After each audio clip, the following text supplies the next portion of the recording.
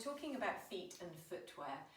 We've been looking in class at all the different ways we can strengthen our feet and get more movement and pliability out of them. So how can we spread the toes more? How can we widen the feet more? How can we find more movement there, which is that intrinsic foot strength of being able to lift up and hold tiptoes and just have the feet moving through all the tissues as well as possible. So often modern footwear does not support good movement through the feet. So here is a typical trainer, which is considered footwear for movement and activity. And the things that we can note about it is that the toe box, the top bit, is quite narrow and probably narrower than what we really want our toes to be doing and how much we want them to be spread. So that means the toes get squashed into the shape of the shoe. The other thing we can notice with these dirty shoes is that there's a lift at the back. So that means already the foot is not its natural angle and it's lost a little bit of the dorsiflexion or the kind of angle in the front of the ankle joint that we want. It's already lost a little bit of that dorsiflexion, which will affect how the whole leg moves all the way up to the hip.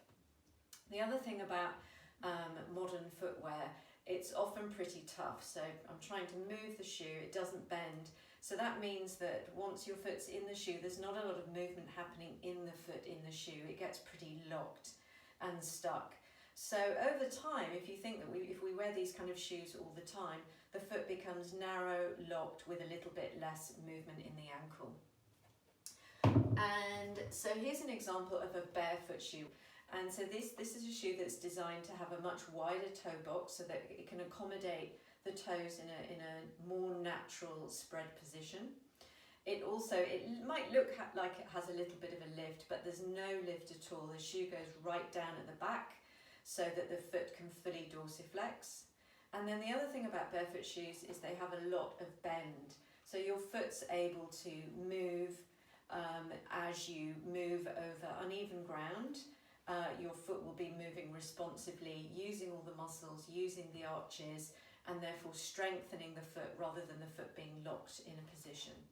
So that's what a barefoot shoe is, trying to encourage the natural shape and movement of your foot. And I also have a pair of very dirty walking boots, but just to show that, even when you think in a type of shoe that's designed to give more support through the leg, it also has all those qualities. It really bends the front of the boots really wide and it goes right down at the bottom. So if you're used to wearing sort of modern shoes of any kind, shifting to this is quite a big jump. So if you were going to try and give your feet more space and opportunity for the muscles of the foot to work more in your everyday life, some of the things you can do is start walking around barefoot a lot more, doing all the exercises we do in class, spreading your toes, doing calf raises. Also, if you invest in a pair of barefoot shoes, just bear in mind that your foot might not be used to finding as much movement as this kind of shoe allows. So it's a good idea to build up to it slowly. So maybe going for a walk in them for 10 or 20 minutes once a day, and build up slowly, and certainly building up very slowly to running in them where there's a lot more load and spring required of the arch of your foot. And if it's not used to doing that, it's going to take time to build up that movement and strength in your foot.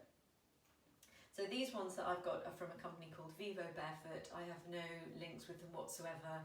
I've just become a bit of a fanatical fan, as lots of people do once you switch to wearing more natural footwear, because you just feel your body connecting in different ways, and it just feels so much better.